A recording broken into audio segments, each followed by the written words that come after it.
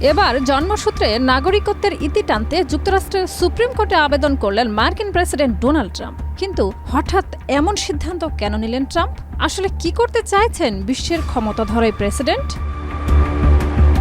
যুক্তরাষ্ট্রের president Donald Trump এবার জন্মসূত্রে নাগরিকত্ব বাতিলের জন্য সুপ্রিম কোর্টের দ্বারস্থ হয়েছেন। তার এই উদ্যোগকে পূর্বে বারবার নিম্ন আদালতগুলো অসাংবিধানিক এবং দেশের দীর্ঘদিনের জন্মসূত্রে নাগরিকত্বের ইতিহাসের বিরুদ্ধে বলে রায় দিয়েছে।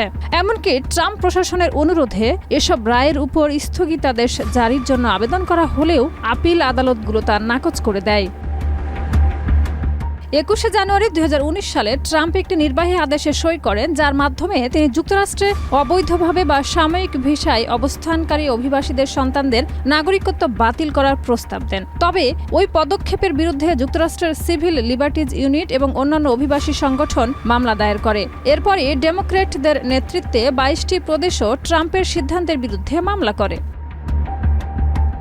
এছাড়া ট্রাম্পের নির্দেশ অনুসারে যদি একজন শিশুর মা বাবার মধ্যে কেউই মার্কিন নাগরিক কিংবা স্থায়ী বাসিন্দা না হন, তবে সে শিশু মার্কিন নাগরিকত্ব লাভ করবে না।